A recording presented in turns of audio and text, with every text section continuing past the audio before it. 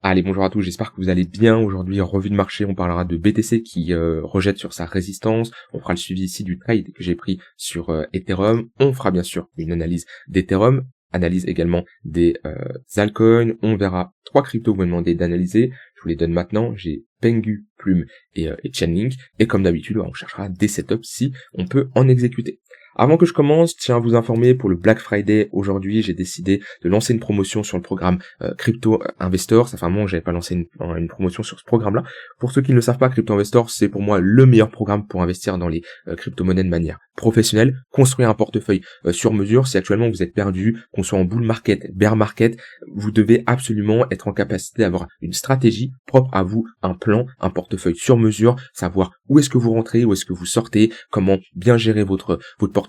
C'est le but de Crypto Investor. Ici, on n'est pas sur du trading, on est vraiment sur de l'investissement long terme en crypto, mais l'investissement long terme peut également être catastrophique. Alors oui, peut-être le trading c'est plus compliqué, mais il y en a beaucoup sur ce cycle qui ne sont pas rentables et qui perdent de l'argent. Et ça, c'est pas parce que vous n'avez pas le bon indicateur, c'est parce que vous n'avez pas de méthode, vous n'avez pas de stratégie. Et tout ça, je vous l'enseigne à l'intérieur, je vous partage même mon portefeuille, je vous apprends à analyser une crypto de A à Z en passant par l'analyse fondamentale, l'analyse de la tokenomics, l'analyse technique. Tu sauras quand rentrer et à quel moment rentrer. Il y a toute une partie également sur des analyses complètes de crypto en direct où je te montre de A à Z mon système de notation et comment je fonctionne. Je t'apprends à construire ton portefeuille sur mesure. Il y a même un test à l'intérieur qui va te permettre d'identifier ton profil d'investisseur, ce qui va te permettre simplement d'avoir un portefeuille adapté à ton profil. Et on voit comment réussir son bull market, réussir son bear market. Il y a une partie sur le mindset. Je vous laisse cliquer sur le premier lien en description pour voir tout ce qu'il y a à l'intérieur de ce programme-là. Et bien sûr, il y a des bonus avec une partie sur la protection de tes cryptos, l'accès au groupe privé des investisseurs, l'aide mémoire, t'as pas besoin de prendre de notes, tu as un PowerPoint complet avec tous les systèmes de notation et tout ce qui va avec, et bien sûr, la mise à jour gratuite à vie et le suivi en message privé, parce que pour moi, un programme, c'est pas juste tu suis des vidéos, non, c'est je t'accompagne en message privé, je te suis, tu me poses des questions, je te réponds, si t'as besoin d'aide, je suis là, tout simplement. Et ça, bien sûr, c'est à vie. Voilà, pour ceux qui veulent en profiter pour le Black Friday et au vu du contexte de marché, c'est dans le genre de moment où on peut très bien se former pour profiter du prochain cycle, profiter de être prêt tout simplement en fonction de ce qui va se passer pour la suite. T'as 200 € offerts en cliquant sur le premier lien en description. Alors, BTC, on est revenu chercher cette zone de résistance, 92 000 $. Pour le moment, on est en train de rejeter. On a fait ici une bonne poussée, pas loin d'aller chercher les 93 000 $. Et là, on a un rejet qui est en cours. C'est léger encore. On n'a pas spécialement un top de marché sur du court terme, mais on voit qu'on a une perte du momentum. Et c'est pas surprenant. Comme je vous l'avais dit, on est ici sur une zone où, même si je dézoome et je me mets en daily, voilà, c'est un point d'intérêt qu'on a vraiment cassé. C'est-à-dire qu'on s'est arrêté une journée, on a tenté de poser un bottom, mais on a vraiment enfoncé. Ce qu'il faut se dire, c'est que un niveau de support, tant qu'on évolue au-dessus, il fait office de support, qu'on évolue en dessous, il fait office de résistance. C'est de la psychologie de marché, c'est tout simplement le marché a une mémoire, tout simplement, en fonction de là où il s'est arrêté. On a des acheteurs qui sont bloqués, des vendeurs qui sont bloqués, c'est pour ça qu'on transforme des supports en résistance et des résistances en support. Donc, pour ceux qui ont profité de ce rallye haussier sur du court terme, on n'est pas ici dans une bonne zone pour chercher des longs. J'estime qu'on est trop haut, selon moi, d'accord. Après, on a le tunnel 15 minutes qui est légèrement en dessous. Le problème, c'est que, oui, on a une compression là, entre le tunnel 15 minutes et cette zone de résistance. Alors, prendre des longues dans le tunnel 15 minutes, ça peut se faire. Par contre, il faut avoir un TP assez rapide quand même, parce qu'on est sur une zone de résistance. Et c'est compliqué. Par exemple, moi, je pourrais jamais avoir ce type de trade.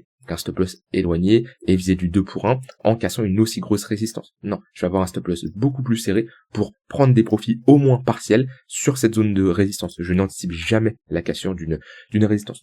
Comme je l'ai dit, pas de signe de top. On a le 15 minutes qui accroche le 1 heure à la hausse. On a 1 heure qui est également orientée à la hausse. Maintenant, il faut prendre en compte que voilà, on a cette zone-là qui m'intéresse beaucoup plus si je dois prendre des shorts, 95 000 $, chiffron psychologique, point pivot weekly, tunnel 4 heures. Mais là, on est également dans une bonne zone pour prendre des shorts également, avec ici, on le voit bien, une réaction vendeuse. Quelqu'un qui est vendeur ici et qui se dit, tiens, je prends des shorts parce que ma zone de localisation est bonne, invalidation au-dessus du sommet. Là, on voit qu'on a 2 mèches hautes qui nous montre qu'on a eu des acheteurs qui se sont manifestés, on a eu clairement un rejet, c'est-à-dire que des vendeurs ont absorbé les acheteurs agressifs qui ont tenté de break, et ensuite ils se sont manifestés. Donc pour le moment, on reste dans cette trend qui est haussière. Maintenant, on a quand même pas mal de low ici à venir chercher. Ok, si on y va et qu'on pose un bottom juste en dessous, ça peut être intéressant. En général, les prises de low comme ça, si on a de l'absorption au-dessus, c'est-à-dire une réaction acheteuse suite au sell market qui vont s'exécuter, qui vont être tout simplement des buy limit, des acheteurs passifs qui vont absorber les ventes agressives dues au déclenchement de ces stop loss, ça peut être plutôt bullish, et on pourrait bien sûr poser ici un bottom. Dans tous les cas, pour le moment, pas de signe de top, c'est pas parce qu'on a une réaction vendeuse assez forte que le top est marqué sur du court terme. Un top, c'est des creux, des sommets de plus en plus bas. Ce type de structure. Et sommet, creux plus bas, sommet plus bas, creux encore plus bas. Si on a ce type de pattern, là, oui, ok, on pourra dire qu'on est dans une tendance baissière et on pourra connaître un retracement un peu plus important.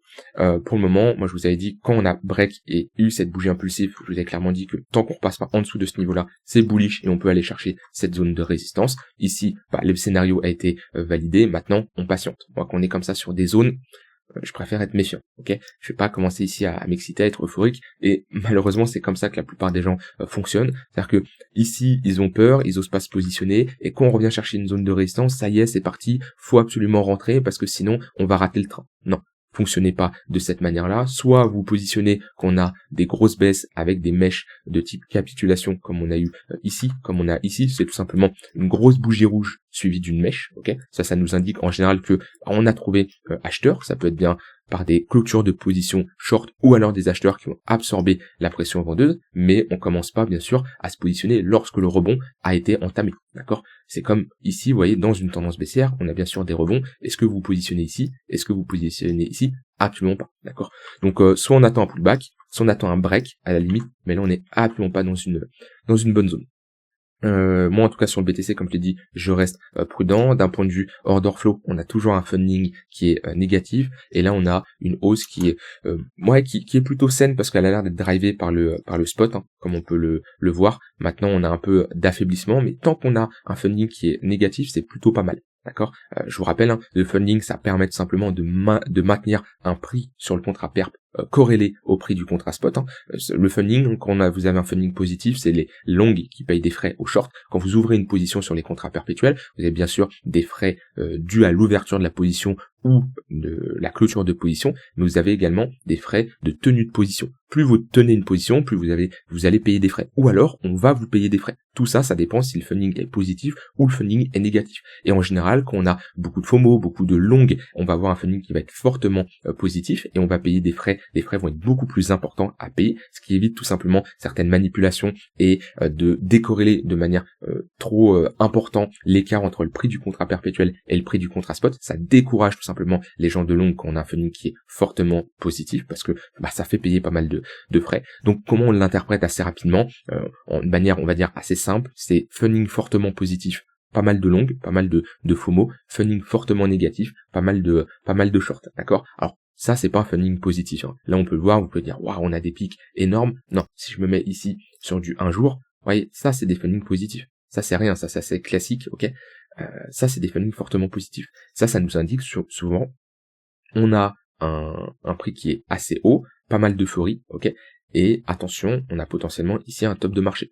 Pourquoi? Parce que quand les gens FOMO, quand les gens sont full long, qu'est-ce qui reste? Il reste que des vendeurs. Si tout le monde est acheteur, si tout le monde a déjà acheté, le marché ne peut plus monter. Qu'est-ce qui fait monter le marché? C'est les acheteurs. Si tout le monde a déjà acheté, qu'est-ce qui reste? Des futurs vendeurs, d'accord? Et quand on a des fundings qui sont aussi hauts, voyez, comme ça, là, c'est souvent des tops de marché. Inversement, quand on a des fundings qui sont négatifs, ce qui est beaucoup plus rare, c'est souvent ici pareil des bottoms. Donc funding fortement positif, top de marché. Funding négatif, c'est rare des funding fortement négatifs, à part le crack de FTX ici, vous voyez, sinon c'est rare, c'est assez rare. Et ça nous indique tout simplement qu'on a un FOMO short, pas mal de short, en tout cas moins de long qu'avant, et souvent on est sur des bottoms.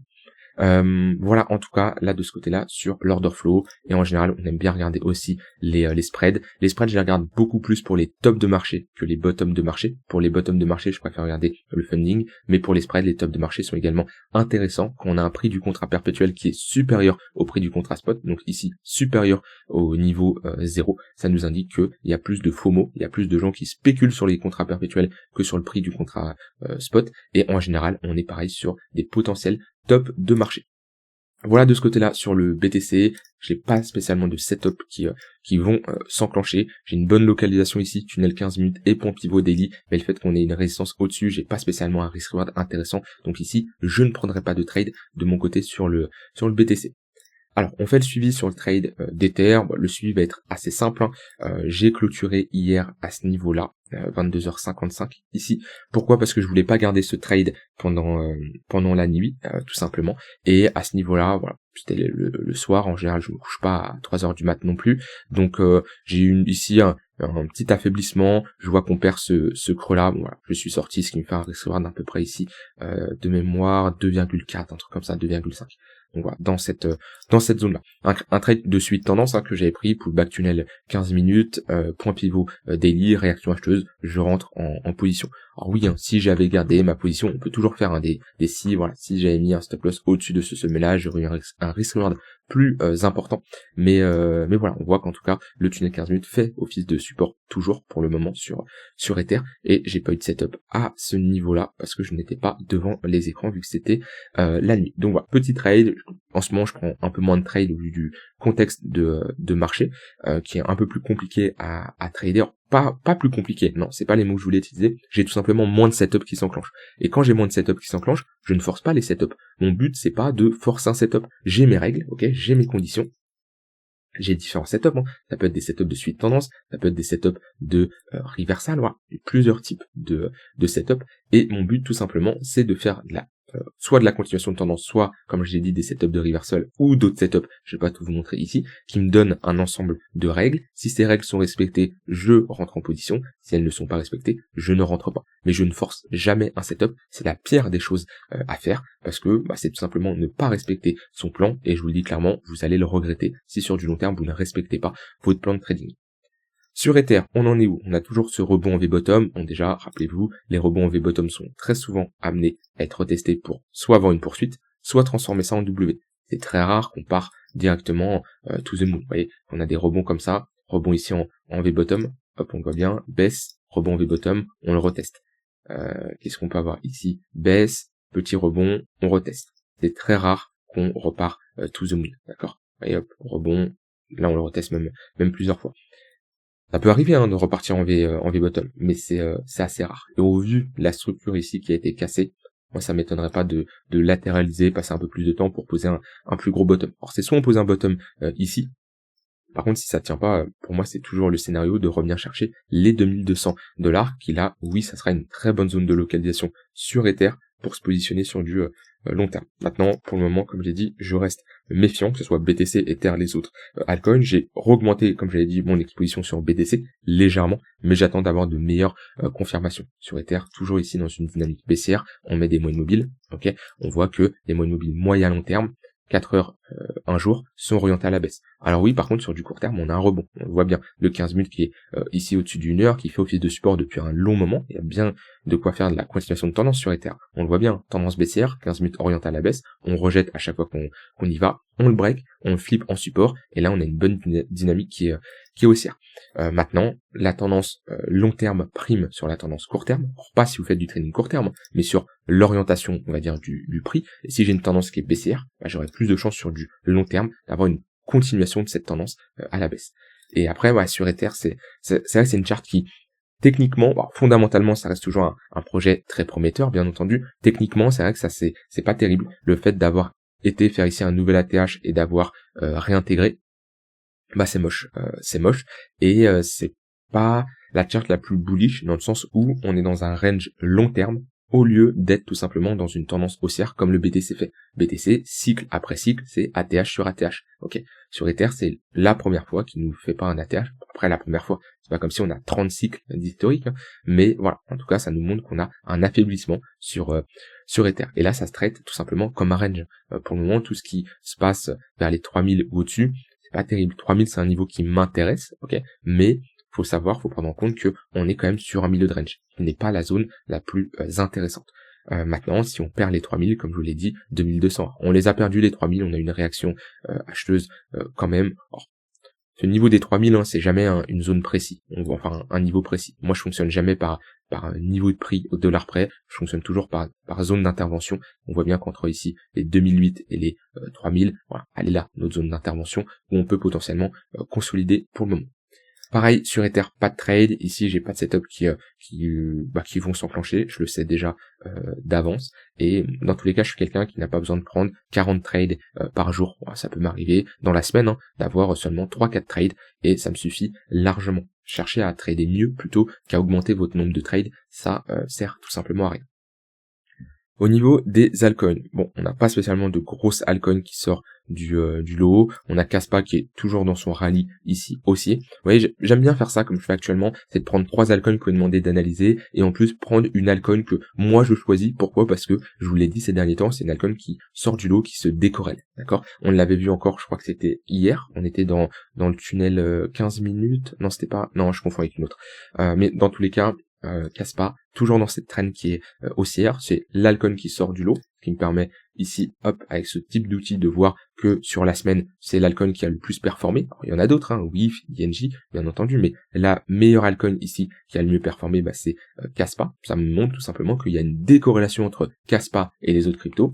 Il se passe quelque chose, il y a un momentum qui est bullish. Je cherche pas à savoir pourquoi, je cherche pas à me dire oui, est-ce que c'est suite à une news, est-ce que c'est ci, est-ce que c'est ça, peu importe. Ce qui est sûr, c'est qu'il y a une demande qui est supérieure à l'offre. Qu'est-ce que je cherche à faire? Me positionner dans le sens du flux. Il y a des acheteurs qui sont présents, je vais pas commencer à vous dire, ah non, je me mets contre vous, enfin, il y en a qui font de la contre-tendance. Mais la contre-tendance, ça veut dire shorter ici, prendre ses profits ici. Shorter ici, prendre ses profits ici. Personnellement, je préfère long ici, prendre mes profits ici, long ici, prendre mes profits ici ou plus haut. Parce que dans une tendance haussière, les impulsions haussières sont plus grandes que les impulsions baissières. Donc vous avez plus de chances, comme je l'ai dit, d'être dans le sens de la, pas de la tendance, mais d'être dans le mouvement le plus haut. Ce qui fait que dans une tendance baissière, il vous faut absolument le point le plus haut et bien prendre le point le plus bas.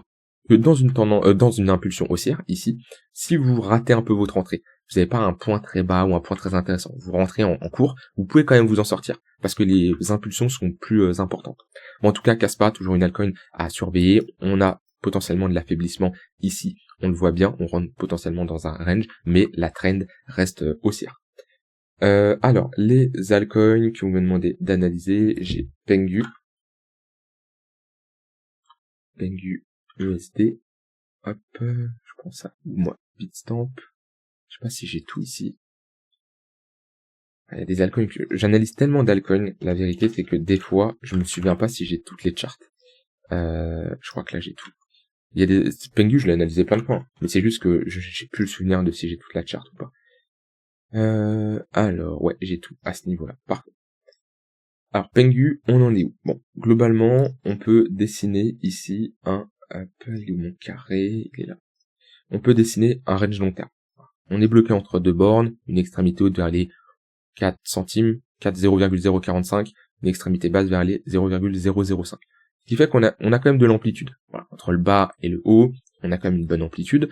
On est dans une forte dynamique baissière ici, avec quand même une forte pression vendeuse. On voit bien sur les dernières semaines. On a eu ici cette pattern en W qui nous a structuré un bottom. Qu'est-ce qui inverse une structure en W? Une structure en M. On la voit bien ici. Le sommet, le creux, le sommet plus bas, et ici le break. Alors que là, on a des creux des sommets de plus en plus haut. Je me mets en close line, on le voit bien, creux et sommet de plus en plus haut, sommet et creux de plus en plus bas. Là, actuellement, on est dans une dynamique baissière. Oui, on revient chercher une très bonne zone de localisation, c'est un fait, on revient chercher notre bad range, cette précédente zone où on a eu quand même de fortes impulsions acheteuses, mais pour le moment, on n'a aucune réaction acheteuse. Donc, la zone, ok, notre zone de localisation, elle est bonne. Maintenant, je cherche à mesurer qu'est-ce qui pourrait me donner comme signal pour avoir tout simplement une confirmation que les acheteurs se manifestent. Il me faudrait là, c'est une pattern de retournement. On a toujours des moyennes mobiles orientés à la baisse. Il y a plusieurs types de scénarios. Soit ici, je fais un plus bas suivi d'un plus haut. Donc ça veut dire que je fais à nouveau un plus bas et ensuite je break ce sommet-là qui nous a fait un plus bas. C'est-à-dire que j'ai une inversion de ma dynamique et je ne ferai plus ici des sommets de plus en plus bas, mais je ferai ici creux, creux, sommet plus haut que le précédent. Et là, je pourrais marquer un creux plus haut que celui-ci. Et dans ce cas-là, je pourrais avoir un bottom qui se dessine. Et là, ça pourrait être intéressant de se positionner, soit sur le pullback ici, pour les plus agressifs avec une invalidation sous le creux, soit pour ceux qui veulent attendre une meilleure confirmation, la validation de ce double. Globalement, c'est moi ce que je surveillerais à ce niveau-là.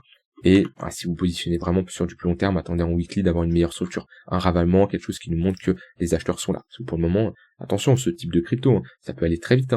Si on rentre en bear market, si on a une pression vendeuse encore plus importante sur les cryptos, c'est une altcoin qui peut vraiment s'effondrer. Je sais même pas si on a presque toute la supply en circulation, on a un market cap qui est pas loin de la FDV, mais on a encore quelques tokens à débloquer visiblement. Mais ce que je veux dire là, c'est moi il me manque une réaction acheteuse. La zone elle est bonne, mais toujours dans cette dynamique qui est baissière. Ensuite j'ai Plume. Pour ça me mettre des altcoins, j'en ai plus beaucoup en stock. Après si j'en ai plus du tout, je prendrai d'autres altcoins. Moi je vais avoir des altcoins en tête, mais sinon n'hésitez pas. Plume c'est moche. Plume c'est vraiment moche. Je suis sur la bonne crypto parce que je crois qu'il y en avait plusieurs à un moment de Plume. Non, je suis sur la bonne crypto. Plume c'est moche depuis qu'on a perdu ce niveau-là des 7 centimes.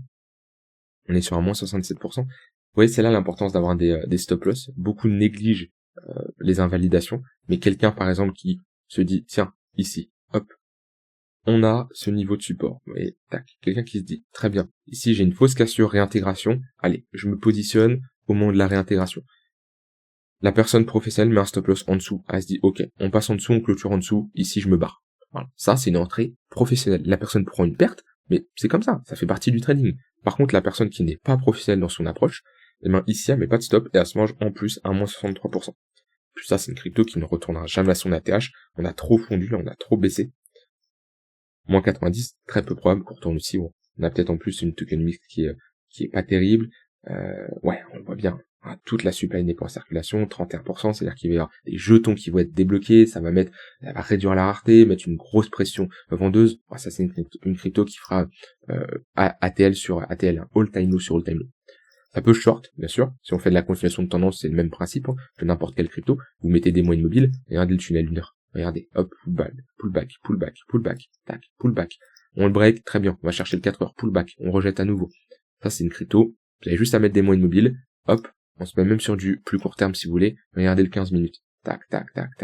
Et dès qu'on le break, hop, 1 heure. Et on rejette à nouveau. Il y a une très grosse pression vendeuse sur Plume. Donc là, quelqu'un qui voudrait se positionner en tant qu'acheteur, je lui dirais de ne pas se positionner en tant qu'acheteur parce que la charte, elle est moche. Sauf si on commence à avoir une pattern de retournement, repasser au-dessus des moyennes mobiles. Ok, pourquoi pas. Pour le moment, il n'y a rien à faire. Ne commencez pas à faire du DCA ou à vous positionner n'importe comment sur ce type de crypto qui peut encore faire un moins 70% par exemple.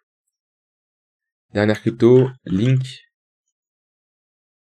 Hop, tac, weekly. Alors, sur Chainlink, où on en est? On avait eu cette grosse accumulation, qui a duré quand même un peu plus d'1 an, il me semble, pour refaire une nouvelle ici, accumulation, nouveau range, pourquoi pas une réaccumulation.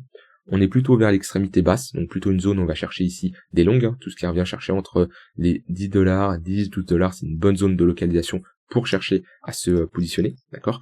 Et l'objectif, c'est de revenir chercher l'extrémité haute.